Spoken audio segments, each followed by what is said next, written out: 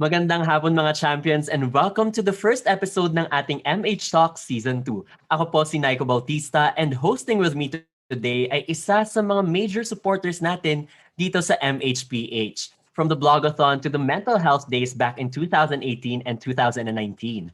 A Filipino multimedia personality, isang dedicated mental health advocate, a wife, and a proud mother of two. Please welcome Ms. Christine Bersola Babao. Hi, Nico! Thank you for the introduction. Magandang hapon sa inyo at magandang hapon sa inyong lahat, mga mental health champions. Well, this afternoon, we will also want to recognize our sign language interpreter from the School of Deaf Education of De La Salle College of St. Benilde, Miss Nikki Templo Perez. Hi, Nikki! Ito lang alam ko na sign language. Ganyan lang. Tsaka ganito, oo. Yes, ngayon, sinicelebrate po natin ang Mental Health Month, guys. Tuwing Oktubre po yan. And today, we are kicking off our second season of MH Talks na may temang, Am I Okay? Caring for Mental Health through Self, Society, and Systems Actions.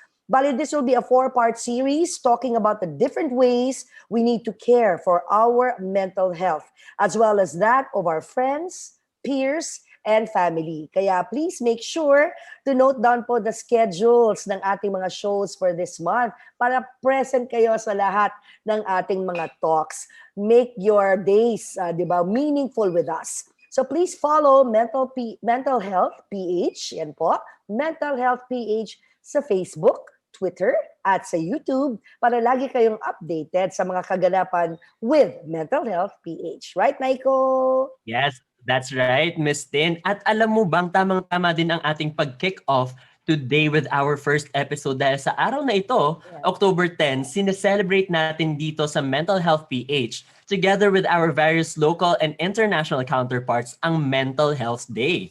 Mga champions, sa hapong ito, tatalakayin natin ang topic na How should we view mental health? Celebrating wellness. Pero ano nga ba ang ibig sabihin ng mental health? At ano nga ba ang mga paniniwala natin tungkol sa mental health na nakakapekto po sa pananaw at pagtrato natin sa mga taong nakakaranas ng mga issue na ito? Yes, actually, medyo madami at malalim ang topic natin sa hapong ito. Kaya bago tayo dumako sa usapin, ay nais po namin ipaalala sa ating mga champions na bibigyan pansin po namin ang inyong mga tanong sa session na ito mamaya. Kaya ilapag nyo lamang ang inyong mga tanong o mga pananaw sa comment section na makikita sa ilalim ng inyong mga screen. Sa mga may Twitter naman, pakigamit po lamang ang hashtag MHTalks dahil may mga community moderators tayo na kumakalap sa inyong mga katanungan at mga insights. Salamat, Naiko. So simulan na natin, guys, ang ating usapan na ngayong hapon at ipakilala na natin ang ating mga guest speakers sa hapong ito. Ang unang guest natin ay isang Professor Emeritus in Psychiatry sa Universidad ng Pilipinas at isa rin siyang member ng Philippine Council for Mental Health, representing the non-government sector. This council is a creation of a recently enacted mental health law of 2018 as a policy-making and implementing agency so that the law could be effectively carried out. Our first guest this afternoon, Dr. Lourdes Ignacio. Ayan. And our second guest finished his Master's in Science in Health Informatics in the University of the Philippines, Manila this 2020. He is also a graduate of BS Public Health in the University of the Philippines, Visayas. In 2016, he co-founded #MentalHealthPH with the aim to promote and protect mental health in the Philippines through social media and digital technology. Champion says all welcome, Mr. Roy Dahildahil. Hello, magandang hapon sa inyo, Dr. Lulu and Roy. Thank you for joining us this afternoon. For sure, busy-busy kayo kahit na ba may pandemic. Pero lalong-lalo na ngayong Mental Health Month. Kumusta po kayong dalawa, Doktora, Roy? Hi, kamusta? Good afternoon. Good afternoon po, Doc. Good afternoon, Miss Yes. Kim. Good Hi, afternoon, Doc. Naiko. Okay naman. Sobrang Yes, busy nga, good pero at masaya. Masaya Oo. klaseng busy kasi at least ang dami nating mga advocates na nag-push for conversations about mental health na napakahalaga, especially sa panahon ngayon. Yes, at alam naman natin na sineselebrate natin ang Mental Health Month talaga this whole of October. And specifically for this day, October 10, ang ating Mental Health Day. Now, talking about Mental Health Month, Doc Lulu, can you help us better appreciate and understand ano nga ba ang mental health? Well, ang mental health, ang dami-daming opinions niyan. Pero ang ibibigay ko na lang ngayon para mayroon tayong isang focused attention is yung provided ng mental health law. As Christine said, we passed our mental health law in 2018. After so many years na kami doon sa mental health group have been pushing since 1990s pa yata, this kind of thing. So finally, we got the mental health law. And as it is provided in that law, at babasahin ko siya and then we'll probably just talk about it. It is the state of well-being in which the individual realizes one's abilities and potentials, copes adequately or the ordinary life stresses, displays resilience in the face of extreme life events, works productively and fruitfully, and is able to make a positive contribution to the community. Right away, one is struck with the fact that because the law, the vision of the law is really to promote mental wellness in the people. So the view is really the majority of healthy people. And let me divert a little because everybody must understand that from its very existence when the World Health Organization articulated what is the meaning of health, it has right away said health is the state of physical, your body, mental, your mind, and social well-being. So ang mental well-being should be in everybody's understanding part of one's concept when you are thinking of your own health. Okay. Hindi lang na ang mental health is mental illness because even that WHO definition says something like it is a state of well-being and not just the absence of disease. So ang view right away from day one of the formal definitions of who is healthy is healthiness, wellness, hindi illness. And if you look at it, even right now in the pandemic, while we are all concerned about those who have been infected or the positive cases, there are only really 300,000 in our country. And somehow, 100-something thousand has already recovered. So we're now looking into even the pandemic, those people who are not infected. So 100 million plus tayo. So our view should really be promotion of health, reduction of risks to become sick. So mental health, especially at this point in time when our mental health law has really been given a lot of push and attention. Kahapon kasama rin tayo na sa Pilipinas into what Mental Health PH has organized in our country, part of a 19-nation March for Mental Health, really saying, hey, look guys, mental health is your wealth. It should be considered a public health good or a good for the general population. So kailangan isipin kaagad at tanggalin na yung iniisip na mental health, mental illness, symptoms. Because oftentimes, pagka nagkonsulta kayo sa amin or nag-ayaw magkonsulta, takot yun. And we're talking about it later on. Takot yun kasi ililabel na mentally ill. And right away, maintindihan mo, stigma na yan. And that is the unfortunate thing because one of the things that we are also trying to put attention is to maintain the health of our frontliners, yung nandun sa mga hospitals. But the stigma of them admitting that they are anxious, they're depressed, they're afraid, which is a normal reaction for all of them kasi yun ang situation eh. Paano ba naman yun? Nakaharap ka na doon sa mga seriously ill or mga positive people. And yet, dinadagdagan pa na hindi na lang sila magsabing, ninenervous sila, nalulungkot sila, natatakot sila, hindi sila makatulog, masama ang lagay ng katawan nila kasi they cannot admit that they have those symptoms which are normal reactions to the abnormal situation they're in.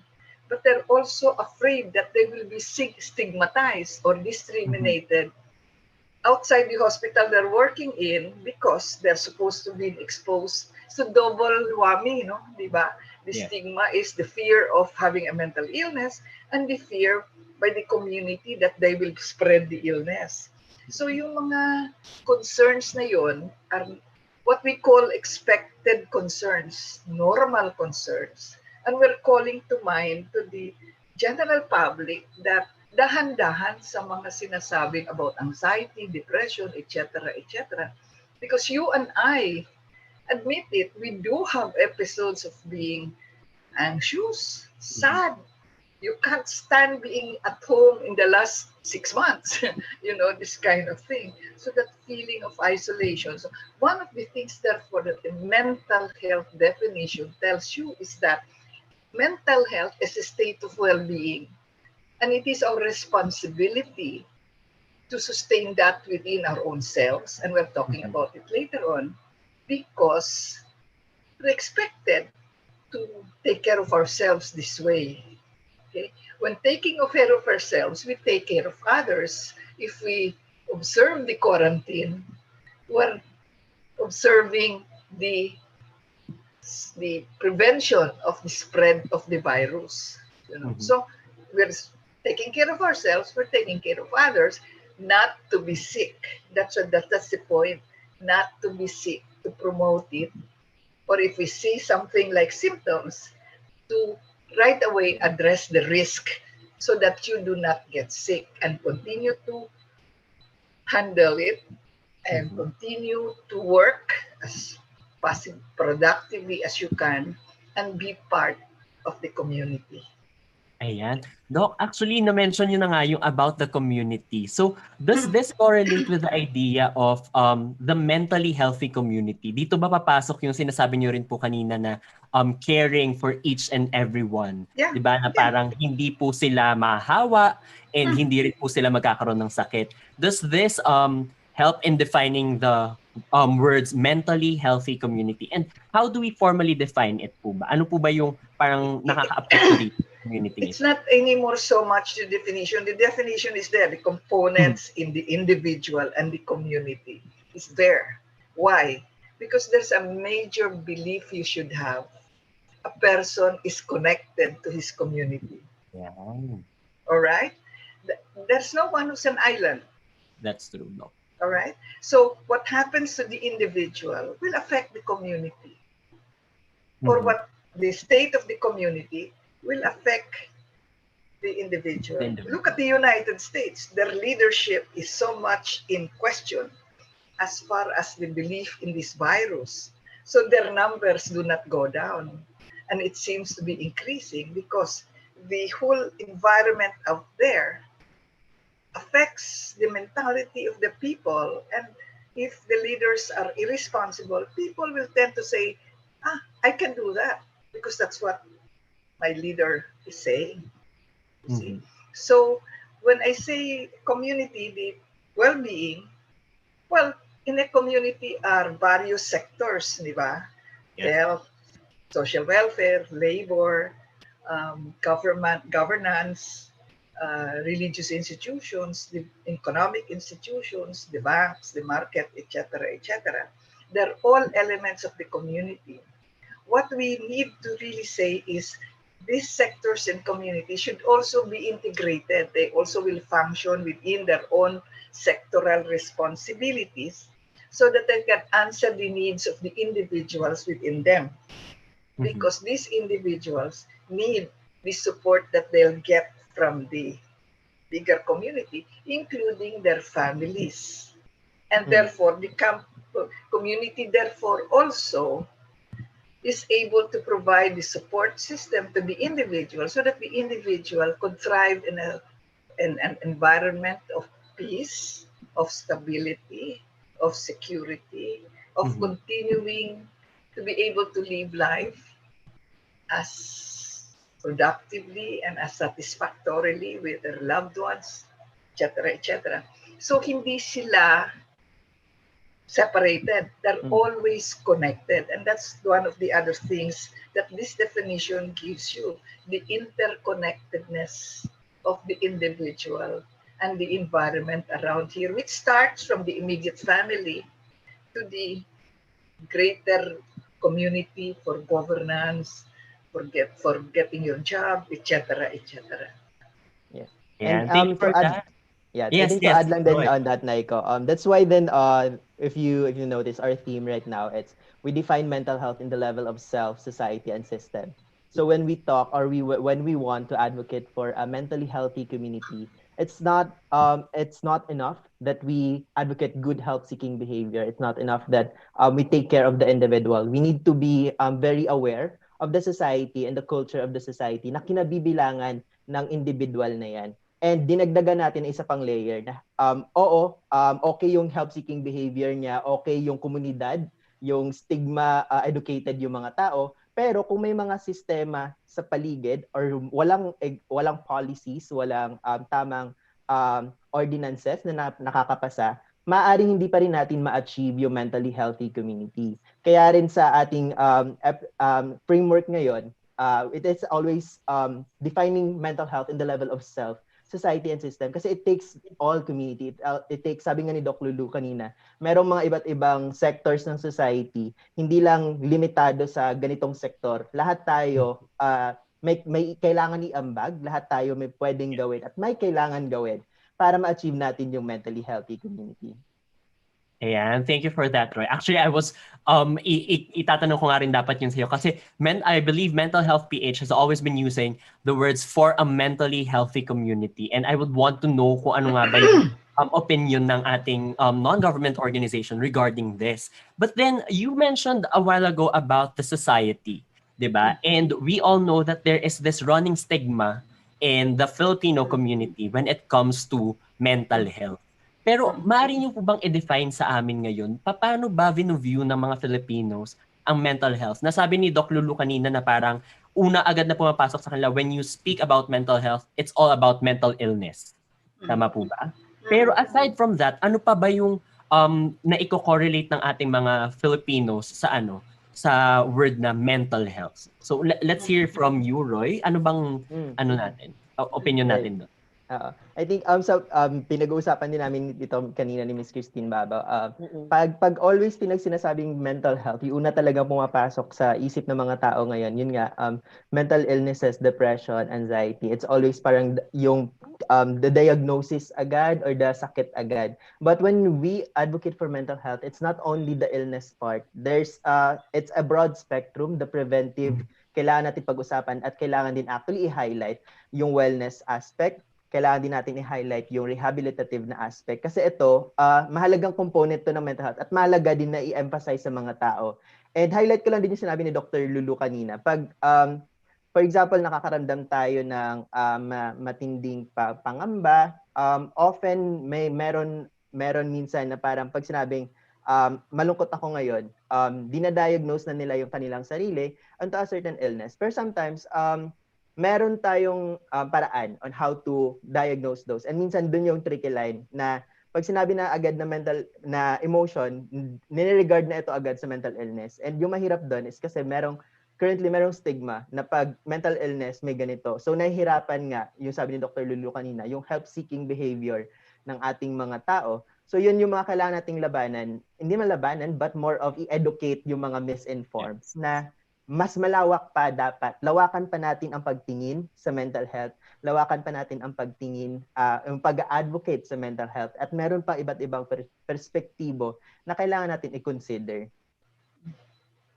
Ayan. Thank you for that, Roy. I believe si Miss Tin meron siyang questions for you guys. Yeah, yung ano lang, pagdating sa mental health information, guys, i-describe nyo sa amin, tsaka yung mga nanonood sa atin ngayon, yung access to mental health information dito sa ating bansa.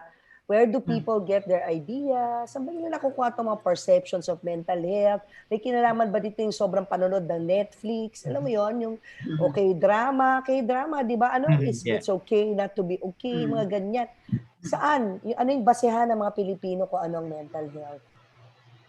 Iba-iba talaga. But you know the term, it's okay, that Not to it's be okay okay. not to be okay, was Oo. an immediate response of the Philippine Council for Mental Health when we came up with mental health infographics in March. Okay. One of the things that media picked up right away is the second line there when we had this infographic on psychosocial well-being.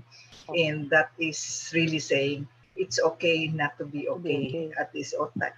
And it's been running around. So to a certain extent, we, the professionals, must be able to take responsibility at conveying the right messages that could guide people. Because I think that that line, which was one line, and we had to ourselves here, the professionals had to really say, should we really phrase it this way? And I said, of course, because we have to say, you're anxious right now, why not?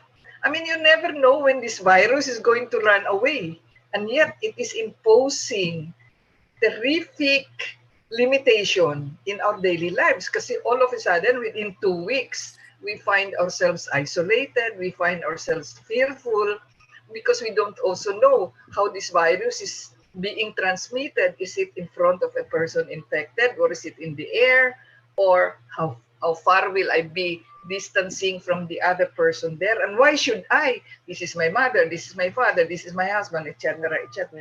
It has impacted the daily lives of people. Kaya importante na lang doon talaga na sasabihin mo, yeah, of course.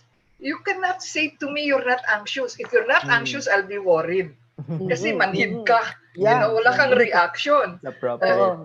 Okay? Yeah. Kasi kung hindi ka nalulungkot, kasi ang dami mong nawala. Masit kami, nawala kami, hindi kami dun sa clinics namin.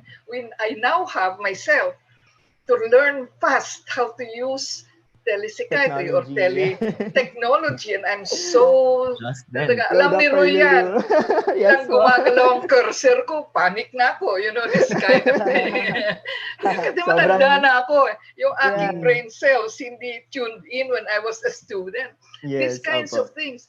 But we all have to say, and I was really active in saying, huy, it's okay lang. Malungkot ka dyan, magpanik-panik ka dyan, tawagan mo na lang ako kung hindi mo na kaya, you know, this kind of thing. But we did really say that, and we did, professionals are taking responsibility to convey and correct this misinformation, this stigma. And I'm so glad that MHPH is partnering with us, and we're talking about this later on when we're forming a network of professionals in our acknowledgement that this work is massive. This work has to change the orientation of people about the word mental. You know, yung word mental lang. Talaga. Salita pa lang na mental eh. Parang red flag na doc eh. Parang, ay, mental yan eh. Alam mo yun, gano'n. May sahid na yan, you know. Oo, one of the messages we're saying is really, when you do have this, don't think symptoms, don't think sickness, you know. And one of the things we're also conveying to everybody, and this is a major statement from the mental health field, is the mental health now is everybody's business. See, it cannot depend on psychiatrists alone, which is what has been traditionally the thing. And it is unrealistic. That's why I'm so into this statement, kasi 500 something lang kami na psychiatrists in this country, and these are 100,000 people, and we're concentrated in cities, yet the affectation is the entire population.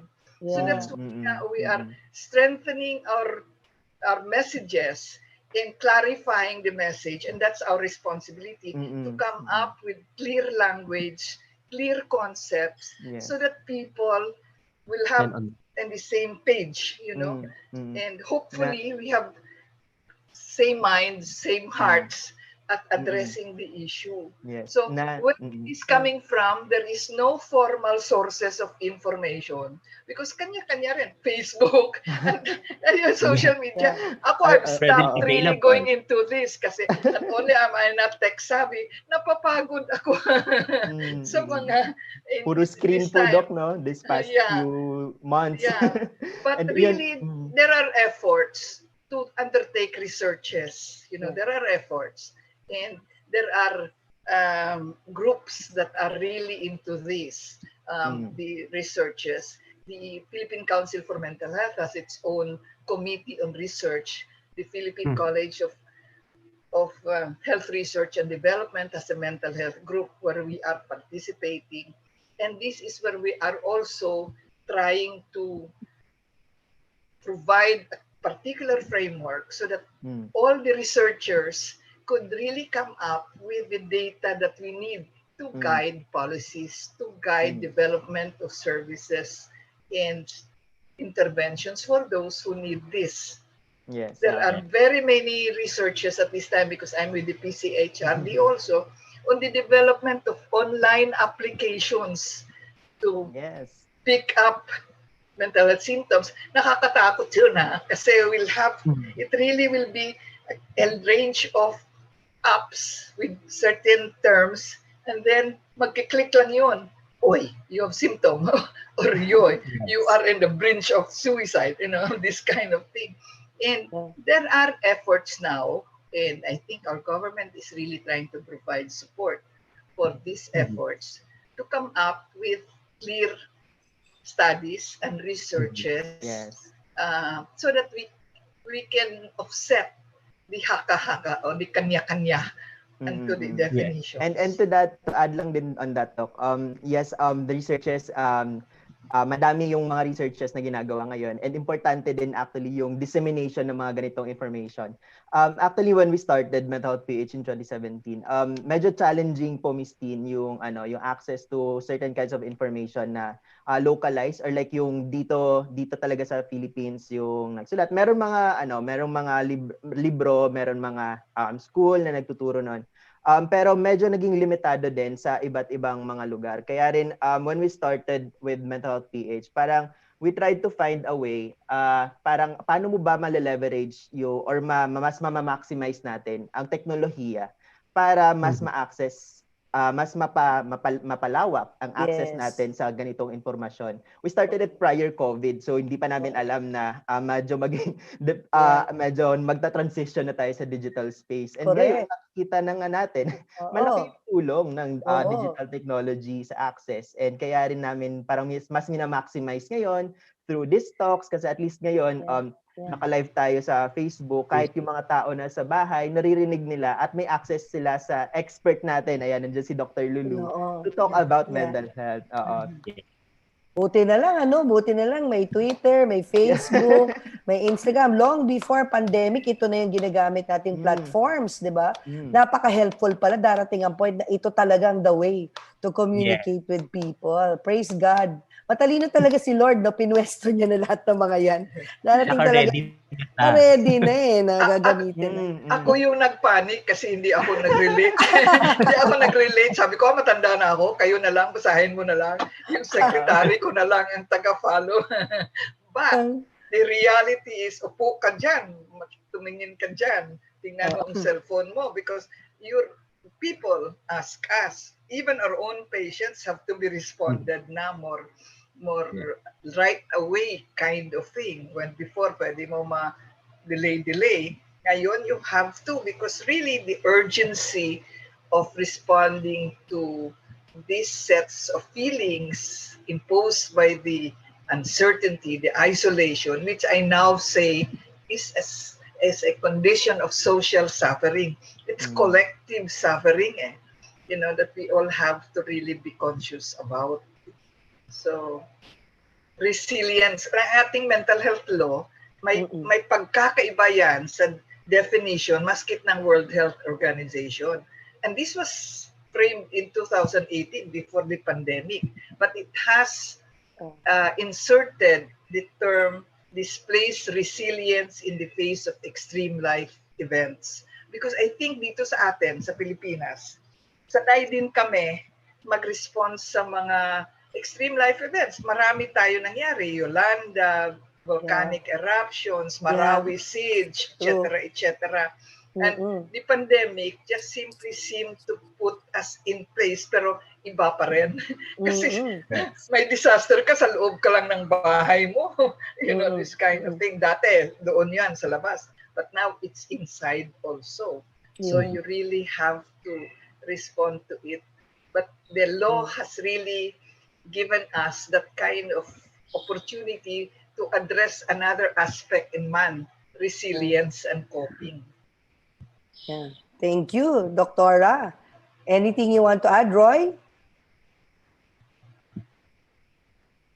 Yeah, I think ano lang, Miss Tin, in the context of the pandemic, I think yung pandemic natin ito, mas naparealize sa atin kung gaano kalimitado yung access, hindi lamang sa informasyon, but lalong-lalo na rin sa mga services in terms of mental health. Na-mention nga kanina ni Dr. Ignacio na sobrang limited lang din yung mga mental health professionals. But there's a message of hope na hindi natin kailangan talaga sobrang hindi tayo dapat naka-focus lang pag mag-care ng mental health to mental health professionals kasi merong mga iba't ibang sektor ng komunidad na pwede talagang tumulong at may pwedeng maitulong para mag-care tayo sa ating mental health.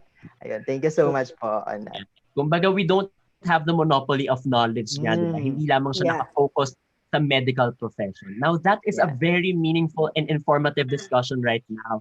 But Sobra. Ang dami kong take home, Naiko. Ang dami kong take home. From Doctora, from Roy, di ba? We never stop learning talaga kasi this involves people, di ba? Yung topic na mental health involves people and tayo, we never stop changing, we never stop growing. So talagang lagi meron tayong matututunan. Okay, Naiko? Ayan. Now, we'd like to invite everyone to please follow Mental Health PH on Facebook, Twitter, YouTube, at sa iba pa natin mga social media handles para lagi kayong updated sa mga activities natin, lalo na this Mental Health Month. And ipapaalala rin lamang namin sa inyo, ating mga champions, na kung mayroon kayong mga katanungan sa ating mga speakers, maaari niyo po itong i-type sa ating Facebook Live. At kung kayo naman ay gumagamit ng ating Twitter, maaari rin pong gamitin niyo ang hashtag MHTalks. At mayroon po tayong mga community managers na kumakalap sa inyong mga katanungan at sasagutin natin yan kasama with our guests later. Oo, parang meron ako nakikita yes, may mga nagpa-pop up na, di ba, Miss Tin? Oo, meron na. Kaya excited na ako na mabasa at maitanong din yung mga questions niyo, di ba, sa ating mga speakers. Yan. Yes. Ito na, meron na ba tayong ito, bago pala tayo pumunta sa next part of our program, ito, sagutin lamang ito at maaari kang makatanggap ng isang kopya ng librong ito. Thank goodness, I Got Lost by writer Justine Bulat. Ayan, ayan yung mga naging guest natin. Siyempre, mental health, di ba? One of our mental health activities, yung Mental Health Blogathon. And I personally got to read the book. Binigyan ako ni Justine. Sabi ko, more people should read this book. Kaya ayan, yan ang ating magiging giveaways today. Yes, and syempre big thanks, Miss Tin, kasi I believe this was one of your efforts para rin sa ating mga champions, di ba? Para sa ating mental health champions. So big thanks, Miss Tin, para sa ating mga giveaways. Oo naman. Kayo pa. Syempre, it's also a way of supporting Justine, di ba? Being a writer, the more people we reach, di ba? Through the book that she wrote, mas maganda yon. Because the book po aims to share Justine's experiences of getting lost and delayed in life. Yan. She hopes to inspire and invite her readers to see their experiences, especially those that have brought them pain and suffering, as sacred gifts to help them on their personal growth journey. So for those who are feeling lost, feeling stuck in a rut, lalo ngayong pandemic, feeling like a screw up, and the lost cause, huwag kayong mag-alala. Kapit lang, kaya natin yan. This book is for you. Yeah, so I believe that this book will help us in bouncing back from what we Yes. call as being lost nga, di ba? Sinabi nga ni Miss Yeah. Justina, parang, thank goodness I was lost. Who would have thought, di ba, na parang Yeah. magpapasalamat ka pa na ikaw ay nawala. So tingnan True. natin.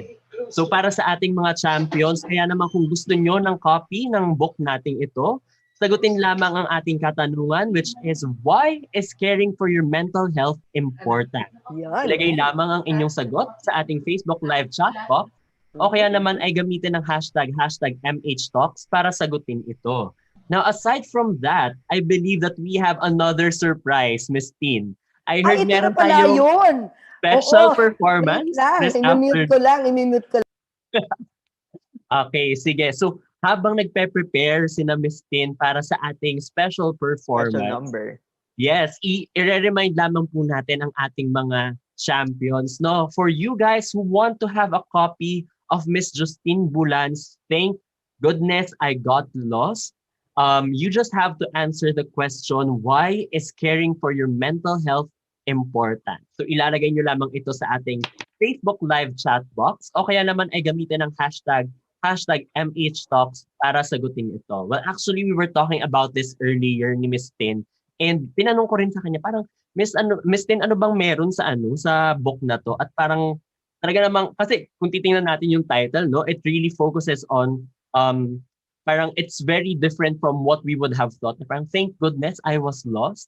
Sino bang mag-iisip na mawawala ka pero magpapasalamat ka pa? Pero sabi nga ni Miss Tin kanina, with Justine Bulan's book, she described there yung story niya ng pagiging delayed in life. So for those people who are set back, sa mga na feeling nila ay nawalan sila ng hope during their earlier days, o kaya naman they feel that they are a screw up or a lost cause. Well, this book is really for you kasi I believe that this will really help the people to bounce back from our being stuck in a rut. Now, let's see. Ayan. So, parang ready na ngayon. Tama po ba, Miss Tin? Are you guys ready? So, champions, handa na ba kayo? Dahil meron tayong special performance. Now, let us all welcome Miss Tin's daughter, Anya, for a special performance for us this afternoon. So, she will be performing. Good afternoon po, everyone. So, this afternoon, I will be performing a song for you. Actually, 2 songs. It has something to do, of course, with mental health because I've also had my own struggles with it often and a lot. And what I can say is there are times where you'll feel like it will never get better or you'll never improve or you'll always be stuck in one place with what you're dealing with. But that's not true because I've gone through so much. Like I've gone through so many trials in my life, even if I'm still a teenager, and I've managed to overcome every single one of them. And if I can do it, then so can you. Because I believe that we're all stronger than what people think of us. So I really hope you enjoy this piece. Yay! Proud of you, Anya. So should I say the name? Yeah. Smile. This is called Smile. I'm sure everyone knows Smile. My So favorite. here we go.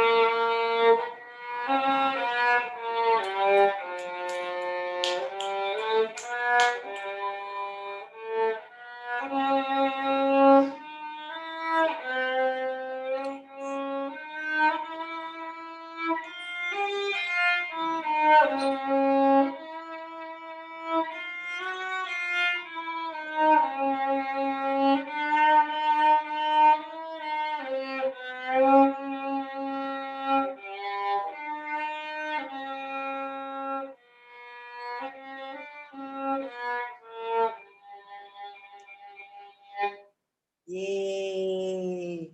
Anya, sabihin mo sa kanila kung paano nakatulong yung music and violin sa'yo para ma-cope o para makakope ka at makarelax sa'yo. Well, for me, I've struggled with anxiety since I was 9 years old in my old school because I experienced a lot of bullying.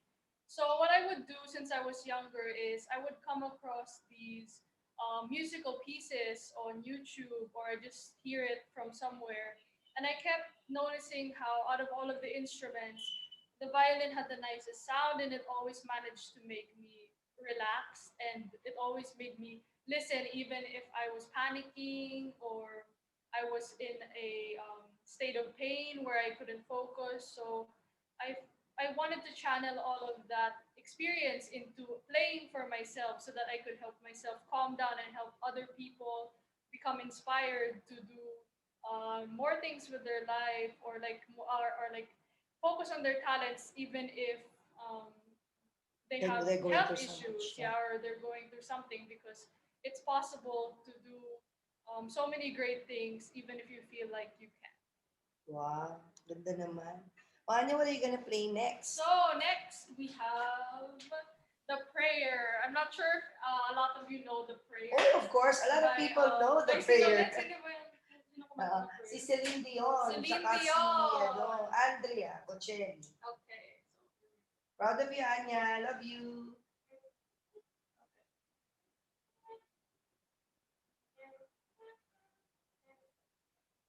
Tinatest ko lang yung sound. Sure, of Sound course. test. Sound test.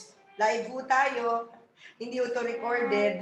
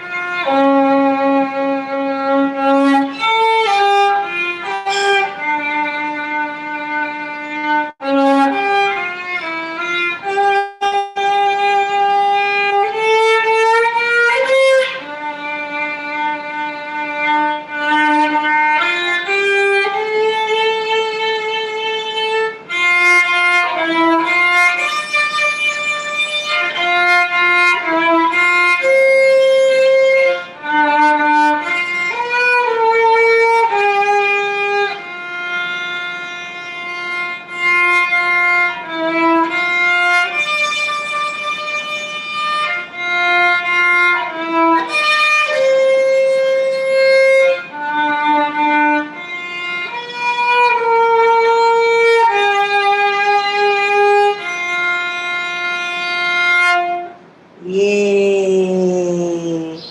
There you go. Yes. Thank you, Anya. Maraming salamat, Thank you so much Anya. for listening. Yes, ayan, maraming salamat, Anya. And I believe that was a really relaxing way for us to take a break from what we had earlier. Kasi nga medyo mabigat, saka very informative yung ating naging discussion earlier. And Miss Tin, parang talaga namang may pinagmanahan itong si Anya. Ibang klase. Sa inyo po ba ni Favorite Sir ko si- Julius? Sino po ba ang mas musical sa inyong dalawa ni Sir Julius? Saan po ba nakuha ni Anya yung kanyang musical bone? Definitely, hindi siya sa akin nagmana sa violin kasi di ako marunong mag-violin. Pero marunong ako mag-piano, marunong ako mag-organ, slightly yung guitar, dahil sabay pa kami ni Anyang nag-aaral ng guitar. Oh, Oo, that's yun ang really una nice. namin instrument. Oo, sabay kami, pero mas mabilis siyang natuto. And then yung nagigitar siya, naghahanap siya ng something, yung tunog ng instrument na sabi niya, mas melancholic, mas tagus sa puso. So she left guitar to pursue violin kasi it calms her. So yung nakita ko nag-aaral ng violin, tinry ko, tinuruan niya ako ng paano humawak, siguro it's my being left-handed. Doon ko ni-realize, violin is not an easy instrument to play. It's very hard. Konting alis mo doon sa string na yon, iba yung tunog, iba na. Yes. Hindi ka tulad ng guitar, mas madali. Pero yung violin, ang hirap. So you have to be, aside from the passion and yung seriousness to pursue learning it, you have to be a talented person kasi hindi madali. Tanungin mo yung mga violinist, hindi madali mag-violin. So I'm so happy that Anya has found her passion and she's focusing on it. Malaking bagay talaga. At saka very supportive dapat. May support group. Very supportive ng mga parents. Nakaka-inspire po si Anya na matuto din ng violin. At sobrang amazed talaga po ako sa inyo kung gaano po kayo ka-supportive din with Anya in learning that. Yeah. Now, going Thank back, you, guys. I will play violin. Nakakatuwa din po kasi sinabi nga rin ni Anya kanina, di ba, na parang this really helped her in coping up with the mental health, her mental health struggles earlier. Yeah. Going back to Alam mo our naman kasi, mga teenager, di ba, Nikes? Yes, yung that's teenager, lalo na yung pre-puberty, yung yung pre-tween, tweener stage, marami yung yung looking for oneself, yung parang feeling mo you're lost. Kasi how can you find yourself if you haven't been lost, di ba? So there comes a time naghahanap ka, insecure ka, naghahanap ka, ano bang mission ko sa life? If I have parents na kilala, will I be able to live up to them? Expectations ng tao, alam mo yun? So at 9 years old, si Anya pala was going through those. Na naiisip niya na what if she doesn't grow up, having a sense of, how do you call it, achievement in life, and people will start comparing, ganyan. Now that's one thing. That's one thing that we we Filipinos don't see when we talk about mental health. Kasi usually ang nasa isip agad natin when we say mental health, mental illness. But then this thing that Anya was struggling with, that was not a diagnosis. It was perfectly something that we all go through at dadaanan din natin. Pero yun yung hindi nga natin nakikita. That's why ngayon tatalakayin naman natin ang iba't iba pang epekto sa ating relasyon, sa ating sarili at sa ating mga kapwa nitong mental health nating pinag-uusapan ngayon. Now, Doc Lulu, kanina may na-mention po kayo about the framework. Tama po ba? About the community. Na it's more of the 3S framework from what I have heard. Na caring for mental health through self, society, and systems actions. Now, would you like to expound on this further?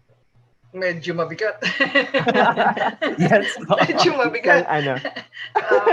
Yung trip natin, no? Alam mo, 3 linggo na naming pinaghihirapan nila Roy yan, and he'll talk about human or network of mental health professionals. But in a sense lang, if the framework that we're trying to develop, because at this particular point in time, ang isa rin namin nakikita is kailangan i-reorient at i-reframe ang pananaw natin at ang understanding natin about this, no? And when you were talking about Anya coping with her experience at 9-year-old, that really it's important that we talk mental health. I was going to say something like, as soon as you're born and you're concerned about health, isipin mo na there's a mental health part in that particular person, and there's a social well-being, kasi that little child will have to need to feel secure in her environment with the mother, and the mother represents the social condition, the environment, and the mother will have to provide that love and affection that will be the base of that person's development of a sense of who she is. Kaya as soon as you're born, huwag ka na maghintay sa 9-year-old. As soon as you're born, kaya child rearing is a very important point for understanding, for our concepts. Kasi from the time you're born to the time you die, your health is your concern. Huwag nang tanggalin si mental health at ang social health. It's interconnected. Ang problema lang is nabaon siya sa physical health. You see? So when you're even planning for nutrition, immunization, you should think that you're planning for this person to really be able to cope through life, not only in the physical sense, but mentally and socially. That's the start of the development of what we're saying now from a biomedical framework in health. Physical health lang, lahat ng doktor kami, maskit ako, our medical education has always been physical. Doktor, blood pressure, temperature, and we have kami sa UP, we've been teaching our students introduction to patient care, and we put in there not only to be a good diagnostician using your stethoscope, humming the stethoscope on your neck when you're moving around, but to really be more conscious that that person in front of you is a human being with thoughts, feelings, which will affect you and which you will affect in the transaction within the context of a clinic. So that's the framework that we are talking about, that the self, who is the individual, possesses a personality with thoughts, feelings, and behaviors, but is still having a body that is really going to be the base for in his own growth and development, for his own acquisition of skills, of development of behaviors, and that's integrated through his brain, so that there is a biological component there, and the biological component there is really taking attention into genetics. What we are also saying is you get the genes from, of course, your parents, and that's the time that you're transmitted to you. But even in the prenatal situation in the womb itself, environment will matter. So that gene, when you're born, will be really modified to become what we call the phenotypes, and the expression, the gene expression, proceeds on as you grow up, following your normal growth and development, because the environment has even something to do with the way by which that gene that you carried from your mother and your father is being expressed by you as a human being. So that's the biological component there. The psychological is, of course, the personality, the thoughts, the feelings, the impulses, the urges, the rights and the wrongs that will control our behavior, that will be interacting all the time with the external environment, and will develop and be called the self, because the self now is that person that interacts with the environment. So that environment, however, also has its own components in what we call society. As I was earlier saying, society itself, and this is where the contribution of social sciences have gotten to us, because society itself has a structure, has a set of what we call requisites for the institutions in society to provide social support to individuals within that society. So we also look into that, and now we are going further into saying, because studies have come in from the social sciences, and notice we in the medical field are now swinging into social sciences, because we cannot ignore the environment outside, and there has been identified what we call now social determinants of mental health. That's including gender, economics, culture. Environmental change is an important component in us to understand its own effect on mental health. And we in the Philippines know that, because we've been into environmental change, typhoons. We're in the Pacific Ring of Fire. We are in the path of cyclones, etc., etc. So we have social determinants, but one of the things that is now coming to us, although not officially acknowledged yet because it's not in the definitions, but we in the Philippines are really strongly calling attention to the fact that that environment in the person includes an internal environment, the recognition of a spirit within. Mhm. Okay, that spirit within that person connects to a supreme being, which in our own Catholic sense is our God, but it's beyond religion.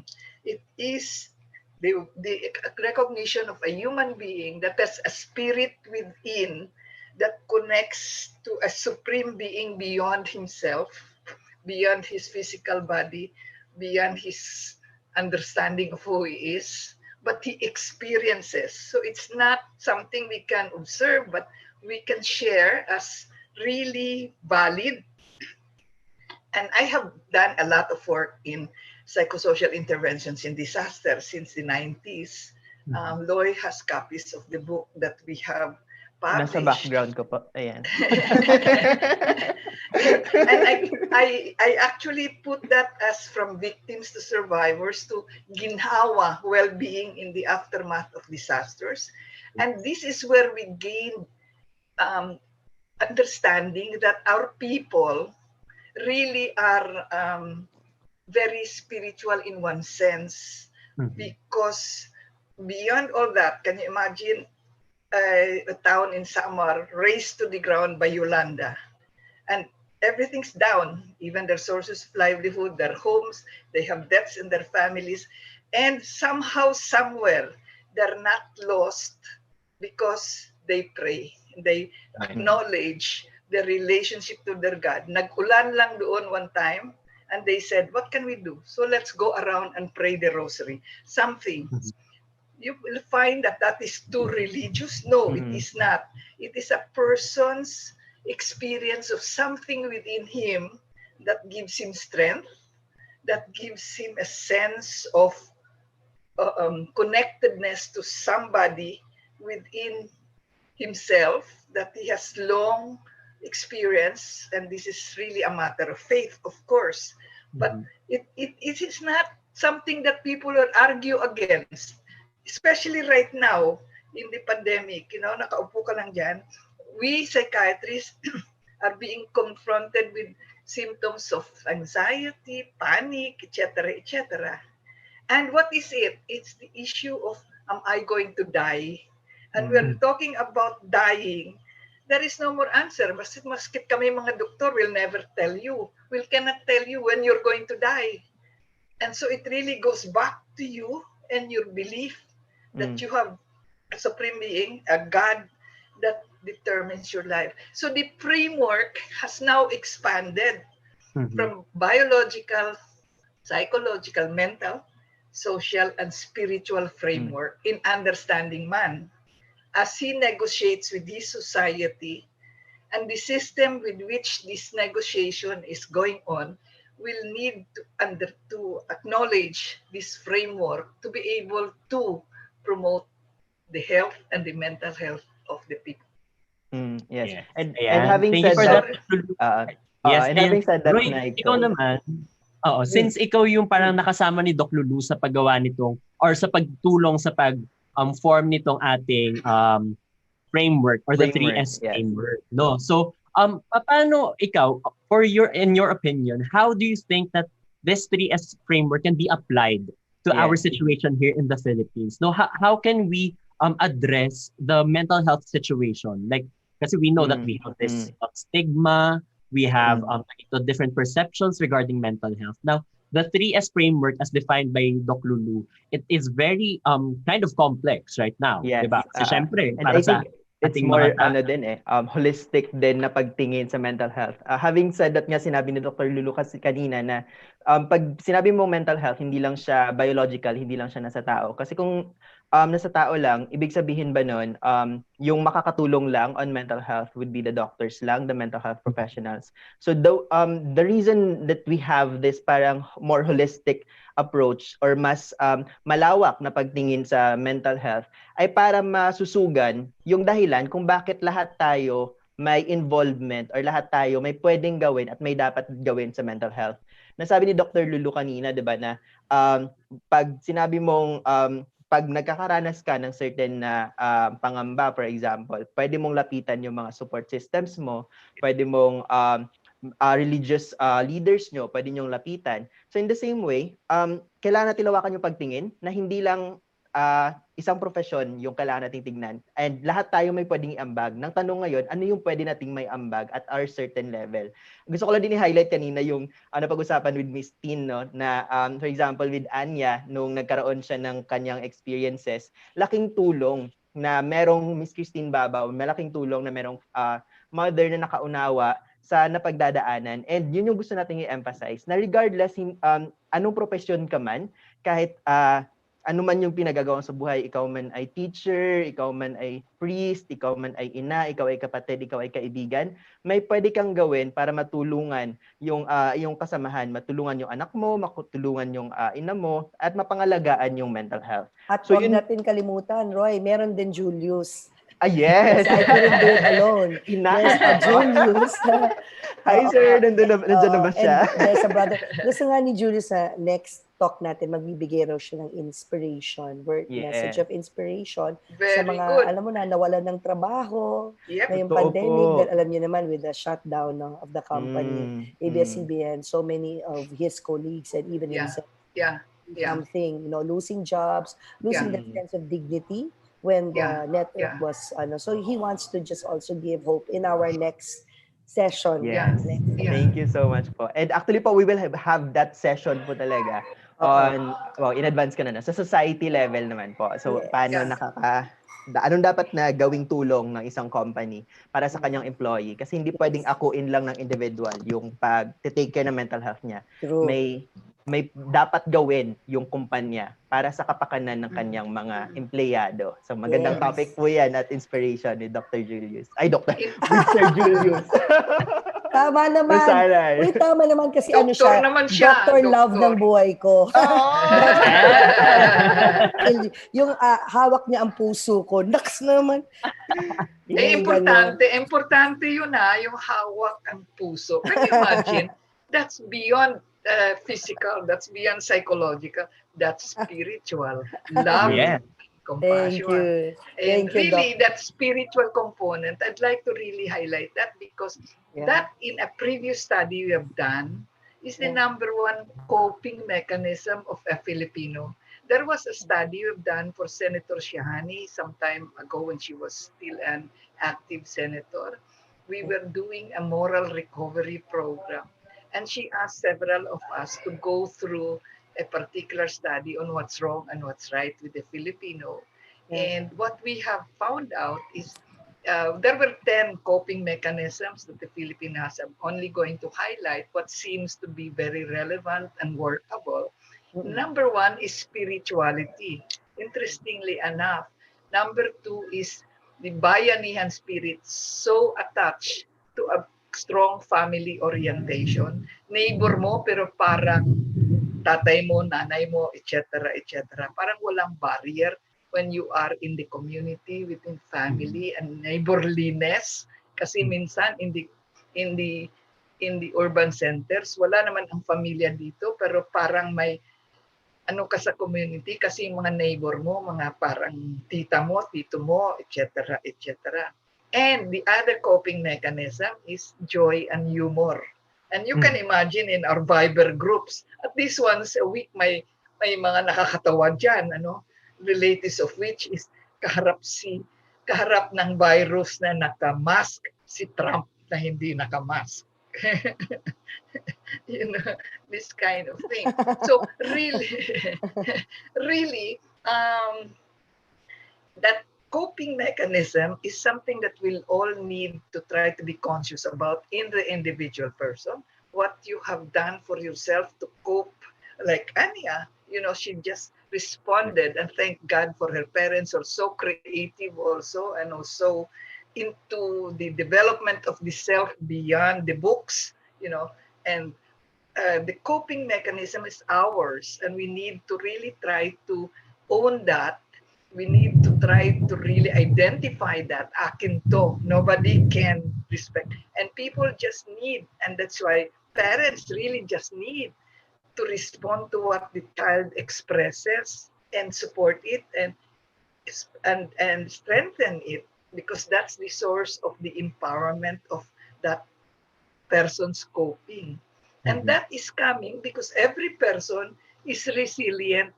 It's natural in us. We rise above, and nobody can tell us what you can do. And again, our work in disaster has told us that not every disaster victim is really feeling helpless. They do something with themselves beyond the odds. And that's resiliency. Yes, ayan. Thank you for that, Doc Lulu. And Ganda. I believe that we're also talking about certain communities that really help these people then, di ba? And from what I understand, meron po kayong binubuo or nabuo na nga ba? Yes, Tama ba? binubuo pa lang na ikaw. Okay, binubuo pa lang. Si, Yun si din Roy, po. si Roy na magsalita niyan. Si Roy na Okay. Go, magpa-explain. Roy. Yes, ganun Yes. po. So, 'di ba, gusto nating sabihin na it takes us all self-society system. So, ngayon, yung gusto naming buuin, meron tayong parang network of mental health groups or advocates na gustong tumulong na mapag-usapan yung mental health. Tinatawag namin siya ngayong human, or yung ibig sabihin ay human rights-based mental health advocacy network. So it emphasizes or highlights the idea na lahat tayo kailangan kolektibong kumilos at lahat tayo dapat ay mag-ambagan kung ano yung expertise ng isa, kailangan i-complement ng isa. Kasi walang isang tao, walang isang institution lang na pwedeng mag-monopolize, or may isang institution lang na pwedeng sa kanya lang, siya lang yung may pwedeng gawin on mental health. Gusto natin emphasize na lahat tayo kailangan magtulong-tulong. So ngayon, with Dr. Lulu, ayan, ina-organize namin, nagkakalat kami ng mga invitation letters sa iba't ibang mental health groups, and even not talagang mental health advocacy group. Like for example, ako I belong sa PETA ngayon. So we're using ngayon theater naman on how you can use theater to help talk about mental health, or actually to help you then parang cope and realizes your own potential. So pwedeng iba't ibang profesyon na pwede nating ma-highlight at masama sa grupong ito at ni-emphasize na lahat tayo may pwedeng gawin. Kailangan lang natin i-highlight kung ano yung expertise natin at subukan tumulong at umaksyon para sa mental health. So ayun, human rights. Thank you for that, Roy. Human. Thank you. So ngayon, ito yung planado pa lamang na mabubuo. Now let's talk about something na nabuo na, which is Mental Health PH. Ano nga ba yung mga ginagawa na ng Mental Health PH right now in helping and raising awareness regarding mental health? Ayun. So yung Mental Health PH ngayon operates then under that framework na self-society and system. So naniniwala tayo na hindi natin pwedeng ihiwalay yung mental health sa kanyang lipunan na kinalalagyan, at hindi rin natin pwedeng i-disconnect yung sistema or polisiya na nandun. So we use that framework, we use that kind of understanding when we talk about mental health. And if you notice, actually the entire month ng ating October, naka-frame siya. Lahat ng activities natin ay naka-angkla sa ganyang framework para ma-emphasize na it really is everyone's business, and it's a community that needs to do something for mental health. And with the 3 O's approach. So ngayon we are doing online. So digital space, protecting the digital space, but we also have on-ground activities. Prior COVID, we have on-ground activities. And the last O would be the onwards. So ngayon, like we are partnering with Department of Health, we are partnering with WHO, and we are partnering with Human, with Dr. Lulu, to have a more sustainable naman na mga advocacy at mga kampanya para sa mental health. So yan yung, and if you want to know more about Mental Health PH, ayan, nasa social media cards natin sa taas, or sa baba. Okay, ayan. Thank you for that, Roy. Now, enough with our questions, kasi katulad nga ng sinabi natin earlier, sasagutin naman natin yung mga katanungan ng ating mga viewers. And ang mga katanungan ito ay nakalap mula sa ating mga viewers from our different social media accounts. Now, Ms. Tin, would you like to start with our questions? Yes. Thank you so much for watching today. First pa lang to, marami pa ho. At maraming salamat din sa mga nagpadala ng kani-kanila mga questions. So, Doc Lulu and Roy, maraming salamat sa inyong pagsama sa amin sa aming unang episode. Ito na po ang ating mga questions. Hindi ko nakikita ang questions, guys. Dito sa aking, Sige. ano, Okay, ito na lang. sa aking docs. Simulan natin dito. Bakit So, kaya? from Miss Mm-mm. Amy Malagyo. Sorry, I hope that I Amy. have Siya na. pronounced your name correctly from Facebook. Now, the Ayan. question is, how can we handle toxic people? And how Yun do we na. approach people who negatively affect our mental health? Yan. So, Nakikita ayan. ko na yung questions Ayan, ni ako. Amy. So, yan. Amy. From Miss Amy Malagyo. Kilala ko to. Okay. Si Mami Amy to. Isa siyang vlogger. Ay, Mami Amy. Sige po, So, yun. I think this would be directed to Doc Lulu. Yes. Doc, maraming toxic na tao sa buhay natin. OMG. Paano ba gagawin sa mga toxic na taong ito? Alam mo, ako, I pray for them, doktora. Pero o kaya, ignore them. Pero sometimes, sabi ko nga kanina kay Red at Naiko, mamili kayo. Anong gusto nyo? Prayer o kulam? Joke lang. Joke lang. Tama yun. Tama yun. Joke. Pagdasal mo na lang, kulamin mo na. But really, of course, toxic has so many interpretations. Yeah. But let me just relate to it para makasagot ako. Toxic is that person who bothers you so much, di ba? Or who affects you so much in a very negative sort of way. All right. Okay.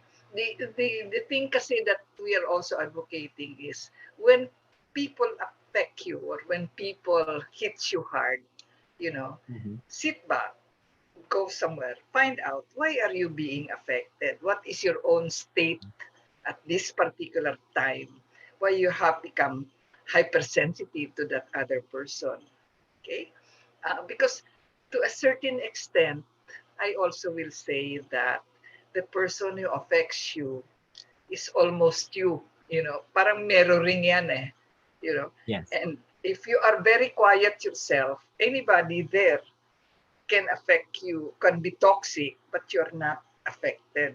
Okay? Kasi hindi ka nakaka-connect sa kanya or you just see the other person as separate. But if you are affected by that particular person, there must be something in you also that is being affected. There are times when ang daming toxic dyan, okay ka lang, tuloy-tuloy ka, di ba? And you just move on because you're focused into your own self. You get sensitive because at that point in time yourself, you're affected by a frustration or a bad text message or you're hungry or you're hurrying up for your next. So there is a particular emotional state you are in that this other person seem to be hitting you hard. And I think the important thing is sit back, be a little silent, collect yourself. If you can, take 3 deep breaths and understand why this person is quote-unquote toxic.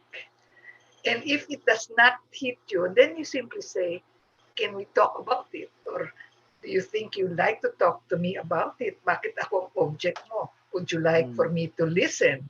This kind of thing. But be ready to listen. Yes. Hindi pwede i-offer mo lang siya basta doc, no? Kaya ready ka din. So don't say that if you're not ready to listen. Yes. Magkaaway na lang kayo kasi you'll feel defensive naman.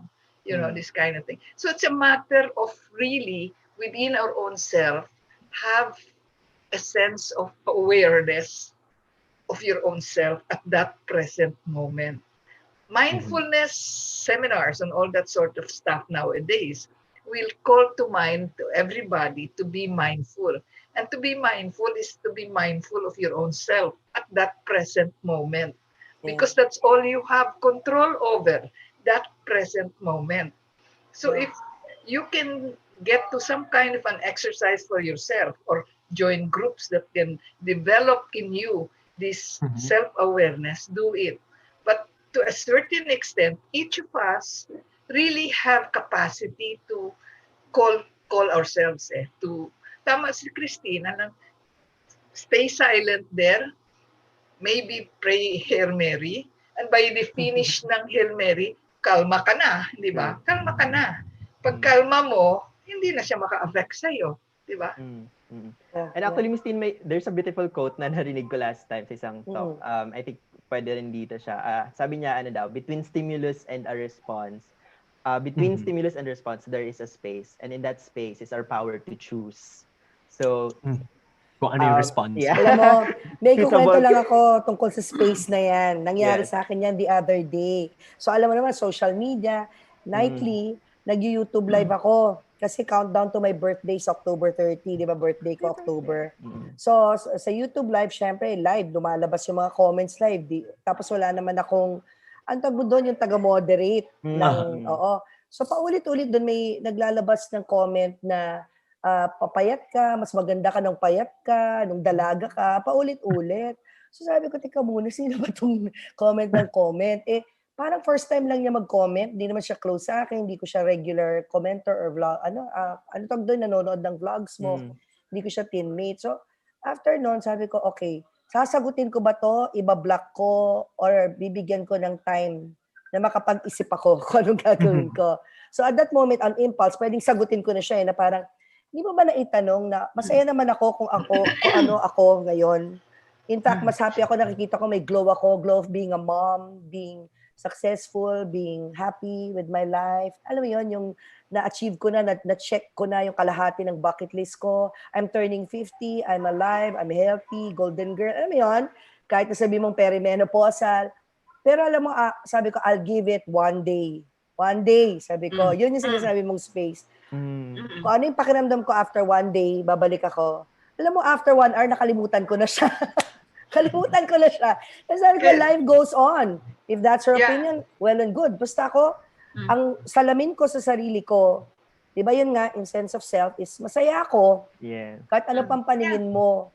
Kahit ano pa na years ago, nung dalaga pa ako nung 1996, 26-inch ang waistline ko. Okay, stuck ka sa era na yon, wala na akong magagawa. Basta ako ngayon, kung anong meron ako, di ba? Masaya ako, tanggap ko. So yun, that spelled the difference between engaging that negative person and doing the right thing. Tapos kasi tinignan ko yung profile niya, sabi ko, ay, okay, naintindihan ko na, baka may pinagdaraanan. Okay, so inintindi ko na lang siya. So that spelled the difference between, di ba, engaging negativity and then just moving forward. Thank you very much. This is why we're saying mental health is everybody's business. Yes. Everybody has a way to help another person keep the day pleasant. Yes, that's Thank you. true. Ayan, thank you po. And Thank you, Doc. sinabi nga din natin kanina, parang that is more of focusing on the self, kung paano ba natin tatanggapin itong mga stimuli, katulad ng sinabi ni Roy, and kung paano tayo magre-react dito. Actually, I really like what Doc Lulu said earlier na parang you have to take a step back and then analyze din muna, bakit nga ba niya ginagawa ito? Tama? No, hindi lamang siya yung basta-basta magre-react ka na rin lang basta.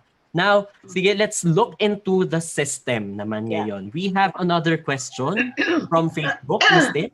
Yeah, si Arlene, no? Arlene Horda from Facebook. How can we help po para mapabagal yung pagdami ng cases ng suicide among teenage students? Nakakabahala na po, napadami na ng padami yung mga cases. Ano po yung best thing to do to help them? Or ano po ba yung dapat naming malaman at the very least when addressing this issue? Napakaganda ng question ni Ms. Arlene Horda, Doc. Thank you, Arlene. Thank you very much. Yeah, of course, that is really affecting us in the professional group na kasi you cannot take suicide very lightly, diba? Kasi it's a life-threatening situation at hindi mo kaagad talaga sasabihin nag-aarte lang yan, o nagmamanipulate lang yan. Gusto lang niya balikan siya ulit ng boyfriend niya, this kind of thing. Whatever it is, it really is not natural for a person to kill oneself. There are two things that we have been looking into, even pre-COVID, on these incidents of suicide going around to the young people. There are people who are thinking of hurting themselves, okay, in a very interesting sort of way, that they want to hurt themselves, but not want to kill themselves. But there are people who are really wanting to kill themselves. That's, of course, a more serious one. But the greater number is really these one that will not want to kill themselves. And as we go through the sessions with them, I'm very struck with the fact that these young people would really just want to experience more directly pain, because they do have pain within their own selves that they cannot handle. It's really pain. And this now, of course, goes into their own social environment. They feel abandoned, they feel rejected, they feel frustrated, or through their lives, they cannot feel that they're worthwhile because of the stormy environment they have in their home, or they have no mother and father around for them to really find solace and comfort when they have, as children, need to air out their doubts, not necessarily their conflicts, but their doubts, as young children really would have and be entitled to be able to talk with someone they trust. The environment is not quite there, but they feel that because we feel that because we continue on living and we just have to survive that physical life, but you carry the heaviness of the negativity that you experience from your social environment, which influence your way of looking at yourself. Wala na akong kwenta, Pero hindi naman, kasi in school naman sila, perform naman sila. They get affirmation from their friends also. Pero hindi sapat kasi hindi nasusustain. So they have this aching feeling of unworthiness, of no sense of security. And if you are like in the teenager world, of course, things are so uncertain pa.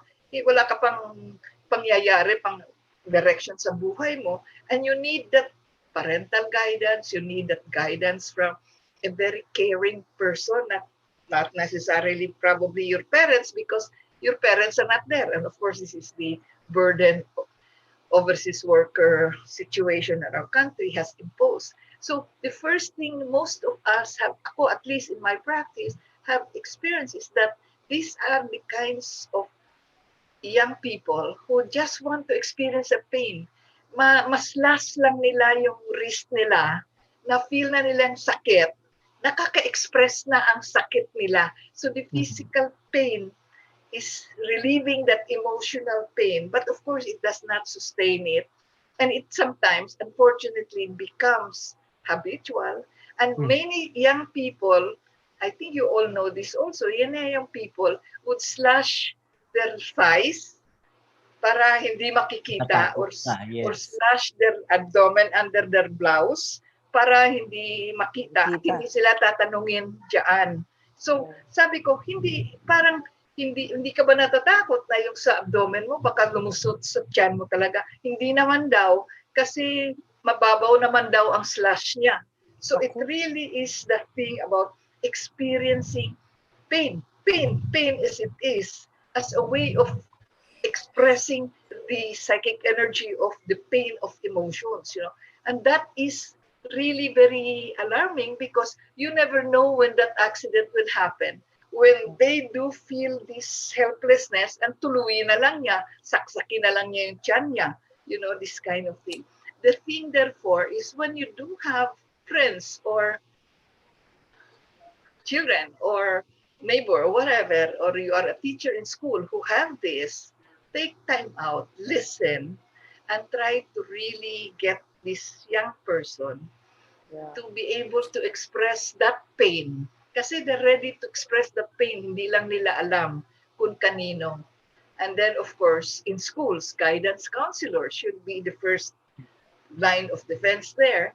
Or teachers, and I found teachers very, very open to discussing these things with their children. Some of the teachers are the ones who bring those people to the guidance office, or even call parents. And if it happens in school, I think teachers or guidance counselors should not hesitate to have a meeting with parents, and therefore start the ball rolling to more definitive help, because that is a very major thing. Nowadays, the National Center for Mental Health is still counting, but we know that they've reported like there are 83 80. calls in their online services, and Mm. that's quite a number. And fortunately, that the young people that they have engaged in that online service have been able to really listen, been able to be available, but we are following through what has happened to these young people that they are handling, because of course that will be the first step to calling a psychologist, a clinical psychologist, or a psychiatrist who can really take these young people. The unfortunate thing is many of these, especially in the lower income class, are the people that really cannot afford these mga clinical psychologists, mga psychiatrists, and all that sort of stuff. National Center for Mental Health, of course, is a government service. Kami sa PGH, of course, is there. And one of the things that we are also trying to do at Philippine Council is, and we have done this, capacity building of rural health professional doctors to listen, because we find this in the communities. And oftentimes, in my experience in our projects in Samar, Iloilo, and Quezon, oftentimes the midwives, the barangay health worker, who now is comfortable with questions like anxiety, depression, suicide, acute breakdown, etc., have been trained, and we hope to continue to do this, trained to listen, to stay with that person, to be with the family. And in some of these communities, they engage the priest. Nagpunta sila and get into this thing, not in a religious sort of way na kasalanan magpapakamatay, but really the impact of being blessed. This is why I'm saying the spiritual aspect of what we do is a powerful strategy also when the professionals are not there. And this is why I'm telling my own co-psychiatrists to allow for this more spiritual framework in talking, in dealing with people in crisis or in despair or in hopelessness. Kasi in despair na yan, malapit na yan into the issues of life and death. And the issues of life and death is a spiritual issue. It's not medical. We can only do so much as doctors.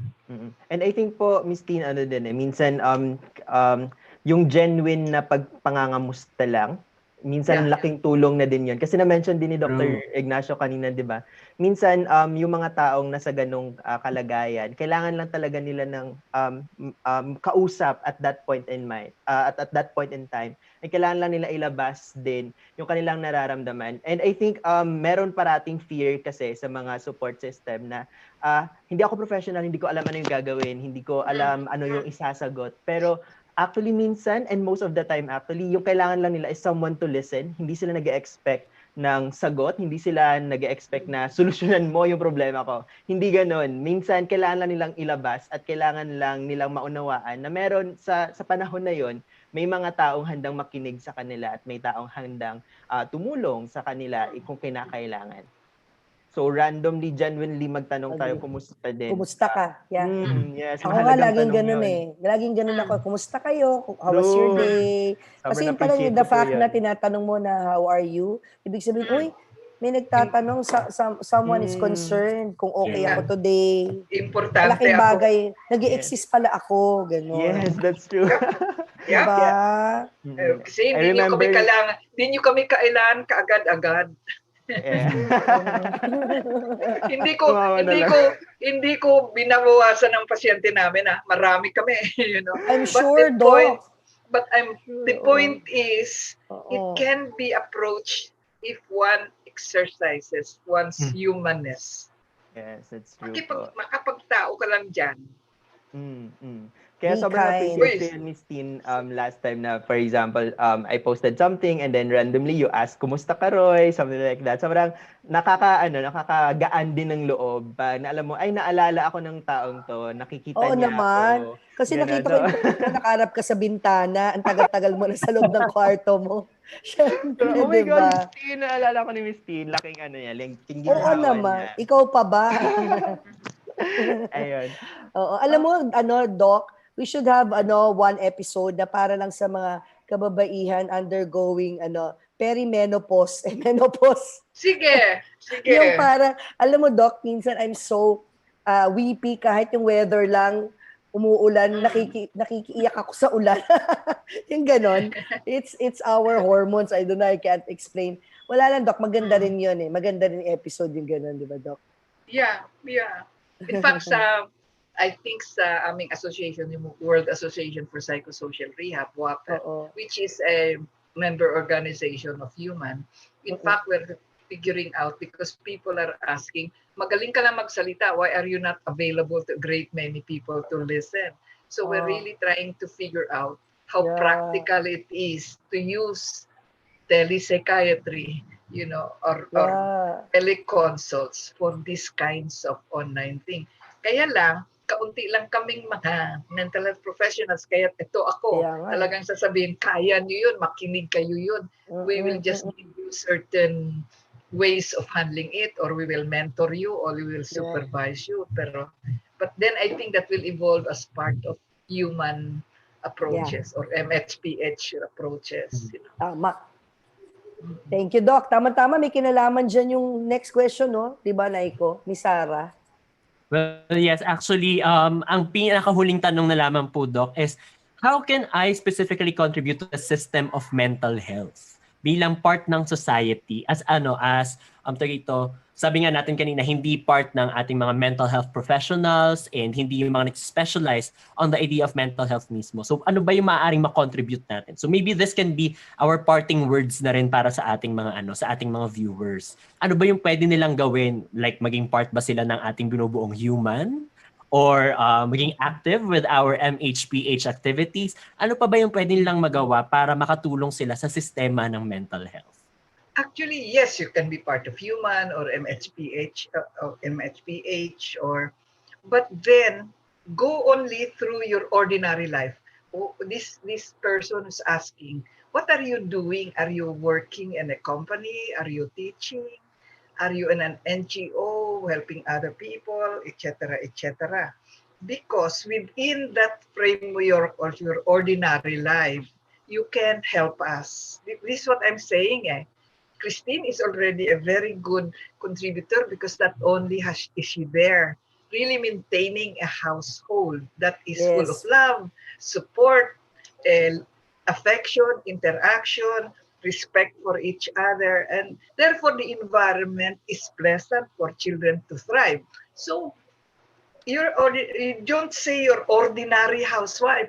I think the hardest task in the Batestin is to be mother, because you really have to manage within that home the upbringing of your children in a positive environment, keeping your husband to come in and support you and exude the love, etc., etc. If you're a worker, you have an ordinary job to do, and your mental health is for you to be able to work productively and fruitfully. That alone makes you contribute not to the mental health concept, di ba? And if you have extra and you have a friend who needs time to discuss with you things like that at this point in time, give it time. If you don't have time, no pressure. Parang you just do your ordinary work and see it as already the point that if you're mentally healthy yourself, or you're able to do what we are saying is the measure of being mentally healthy, you'll be exuding that to the people around you, di ba? Yes, ayan. Doc, thank you naman. Para nakapag-session ako kay Doc na libre. Alam mo, Doc, gusto ko lang sabihin, Doc, na yun nga, di ba sabi nyo, 500 lang kayo versus hundreds of thousands who need you, di ba? Lalo ngayong panahon ng pandemic. Alam mo, Doc, kwento ko lang, ironically, when many of the children of my friends are undergoing stress, anxiety, kasi they miss their friends so much. Oo, ganon. Yeah. Yung anak namin opposite, ngayong pandemic, mas naging happy sila na nasa loob lang ng bahay. Nawala yung triggers like stress sa traffic. Oo, yung stress. Yeah. Yun yung mga ganun, stress sa traffic papunta, pabalik ng school, tapos yung competition, yung alam niyo, nasa school, iba rin yung environment kasi hindi naman tayo kasama ng mga anak natin, no? While they're in school and so many things happen na pinaprocess nila sa sarili nila, na hindi lahat nila sinasabi. Na ngayong pandemic, nag-open up yung bunso ko sa amin. Ang dami pala niyang pinagdadaanan kasi mabait yung bunso namin, very ma-PR eh. And in so doing, sa pagiging ma-PR niya, marami palang kinda nagtitake advantage sa kabaitan niya. Na yung una, pinapabayaan lang niya. Siya yung, hanggang sa parang feeling niya, parang isa na akong utusan. Yung ganon. So may ganon pala siya pinagdadaan. Hindi namin alam kasi we always tell him to be kind, to be generous, to ganon. To a fault. So ngayon nandito siya sa bahay, nagkukwento na siya, na-process namin yun. And now, na-process na namin, naging healthy ngayon for him yung experience na lagi namin siyang kasama at nag-homeschool ako. So now we genuinely see na ito yung good effect ng pandemic. You get to know your kids in a deeper level. Yeah. So sa mga parents na nanonood ngayon, let's not look at this pandemic negatively na we're stuck at home. Wow, 7 months stuck at home, blah, blah, blah. Hindi po yun. Let's look at this as an opportunity to get to know our kids. Get to know them well, di ba, Doc? And in so doing, when you get to know them well, alam mo na paano i-address next time. Alam mo na yung pag malungkot siya, kasi alam mo na yung sa mga actions pa lang niya, hindi pa man siya nagsasalita, alam mo na. So yun, Doc, yung naging sa amin, effect sa amin ng pandemic. We got to know our kids really well. So amen, blessing ito. Yeah, congratulations. Congratulations. Ayan, maraming salamat, Doc Lulu. Now, sa'yo naman, Roy, as you're being the head of MHPH, ano naman yung sa tingin mo maaaring maitulong ng mga tao? Like, being active in MHPH Help, ano ba yung pwede nating ma-contribute? Right. Siguro yung pinakadagdag ko lang sa mga nasabi ngayon. Minsan, advocating for mental health, hindi siya sa lahat ng panahon palabas. Minsan, paloob din. Yeah. So, advocating for mental health also means taking care of your own mental health, owning your mental health, taking care of your body, and showing other people then na it's okay to rest, it's okay to be vulnerable, it's okay to take time na napapagod ka ngayon and you need to rest. And mahalaga yon kasi you have also to be at your best para taking care of your mental health kasi self-care is not selfish. It's something na you are doing then for other people to follow or other people din na mas mabigay mo yung best mo sa kanila. So, ayun, siguro another shift na pwede nating tingnan is advocating for mental health could also be advocating for caring for your own body. And that would be my last final message today. In fact, I generally would say if you don't take care of yourself, who else will? Yes, that's true. Yeah. Self-love muna. Lalo na pag single. Yeah. You have only control of your own self. Yes. And thank Ayan, God that you salamat. have people around you. Amen. Thank you, Doc. Thank you, Doc. You're welcome. Ayan, maraming salamat But po ako sa inyong pasalamat mga... As a God bless. psychiatrist, pasalamat ako because nga kaunti lang kami and that's why we exert a lot of effort to really get to people like yourselves who can deliver the goods for us. Amen. Thank you, Ayan, Doc. maraming salamat po, Doc Lulu and Roy, para sa pagsama sa atin ngayong hapong ito. Now, I believe it really was an informative discussion at marami kaming natutunan mula sa inyo. Totoo And yan. sa ating mga viewers natin, ngayon, nagkaroon din ng mga bagong karunungan mula sa mga impormasyong tinalakay natin ngayong hapon. And alam niyo ba na it's really heartwarming na marami ang nakikiisa at nakikihalubilo dito sa ating live stream. Oo Pati na nga. rin sa Twitter. Ngayon sa Facebook, I believe we are almost 120 plus ang nagla-livestream at present. But then kanina, umabot tayo ng 200 plus at a certain time. O, di ba? Ibang klase din, maraming nakikisama sa atin ngayong Mental Health Day. Thank you And very aside much. from that, binibigyan pugay po natin ang ating mga frontliners sa mga ospital, mga community health volunteers, mga police at military, mga nagtatrabaho sa grocery, palengke at butika, mga LGUs, barangay workers, at iba pa. Ayan, Yes. kaway-kaway din sa mga nanonood across the Philippines. I believe hindi lamang tayo nakasettle dito lamang sa Pilipinas. Meron tayong mga supporters from different parts of the world. And salamat sa inyong pakikibahagi at pagtangkilik sa programa nating ito. Thank you, thank you. At isang malaking shoutout din sa ating Mental Health PH team. Thank you guys sa paglaan ng oras at sa pagbuo ng ating programa. Salamat. Yes. Ayan, alam nating ilang weeks, di ba, Ms. Tin, na pinag-uusapan natin to kung paano natin gagawin ang mental health talks. And para naman sa mga may katanungan kung saan sila makakakuha ng counseling or kung kailangan ng psychotherapy, o hindi kaya ay may kakilala kayong nangangailangan ng professional help, nasa screen po natin ngayon ang mga numerong pwede ninyong tawagan. At ipapaskill din natin ito sa ating #mentalhealthph Facebook page. Also, wag nyo rin kakalimutan na i-evaluate itong ating programa. Naka-flash ngayon sa ating screen ang QR code para sa ating post-event evaluation survey para mas malaman namin kung papaano kami makakatulong sa inyo gamit ang MH Talk. Ayan, at iniimbitahan na rin po namin kayong lahat na makiisa sa mga paparating pang mga activities ng Mental Health PH para sa buong buwan ng Oktubre. Sa mga nais pong mag-volunteer at maglaan ng kanilang oras para sa mga succeeding activities, bukas po syempre ang tahanan ng Mental Health PH para sa inyo. Yes, ayan. And i-highlight lang natin bukas po ang ating tahanan, ang tahanan ng Mental Health PH para sa ating mga volunteers. True. Now, I believe, Ms. Tin, dito po nagtatapos ang ating unang episode ng MH Talks, Standing Apart, Moving Together, Caring for Mental Health During COVID-19 Through Self, Society, and Systems Actions, produced by #MentalHealthPH and in partnership with Mind Nation. Ako po si Naiko Bautista. Thank you, Naiko. At ako naman po si Christine Bersola Baba. Inimbitahan kayo na mag-subscribe din sa aking YouTube channel. Meron din ang mga vlogs doon on mental health. Christine Baba's channel. Tonight, ang topic ko ay ito. Kung ano nangyari sa ating mental health talk. I-share ko naman sa aking mga teammates sa YouTube. Pero nandito sila ngayon, nanonood yung iba sa kanila. So, the winners po of 10 copies, thank you guys, of Thank Godness. Thank Godness, Pwede rin, no? Thank Godness.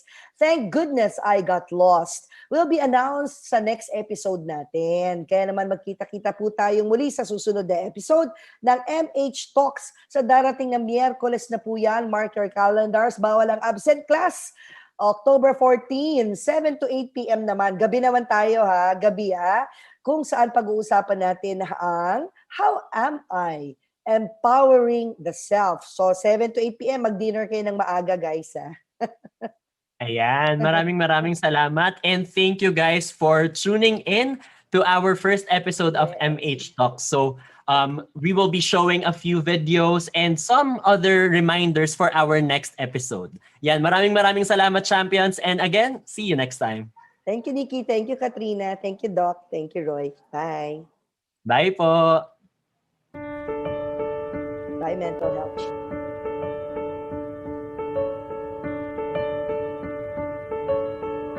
There are times that we feel lost, we feel afraid, we feel empty, we feel numb, di ba? Pero lagi mo natatandaan that life always got your back. That's for sure. Just a gentle reminder to everyone that no matter how life seems so difficult at times, always remember that bad days don't last. I want you to know na kung ano man yung pinagdadaanan mo kabayan, pasasan ba at lilipas din yan. I want to send an encouragement. Life is a gift and alhamdulillah, you should make the most out of it. All the feelings that you have, all the emotions that you're feeling, those are all valid, so don't be ashamed of it. If you are willing to help yourself also to heal, gagaling at gagaling ka. If nanggagaling ka man sa matinding challenges, try to share yung mabigat na damdamin mo dyan, share mo sa isang tao para ma-comfort ka nila. As for the rest of us, we could help those who are struggling by, showing kindness, understanding, and love as much as we can. Tayo rin po ang magtutulungan. So wag po tayong mahiya mag-reach out kung kinakailangan po natin ng tulong. Connect to your friends, connect to people that you trust. Kung magre-reach out ka, makikita mo na maraming makaka-relate sa'yo, maraming makakaintindi ng pinagdadaanan mo, at marami ring willing na tumulong sa'yo. There are always people there for you. There is always hope, love, and light at the end of the tunnel. There are these people who are living because of you, will help breathe a new life and see the day with new hope. There is always a divine picture, a bigger picture and purpose to your life. Naniniwala ako na may mga tao na gustong tumulong at may mga tao na nagmamahal sa'yo. Keep the faith. Kapit lang. Kaya mo yan. Kaya dapat ituloy lang po natin yung laban, huwag tayong sumuko. Oo, nakakapagod. Pero huwag tayong sumuko. Magpahinga. Pero laban pa rin.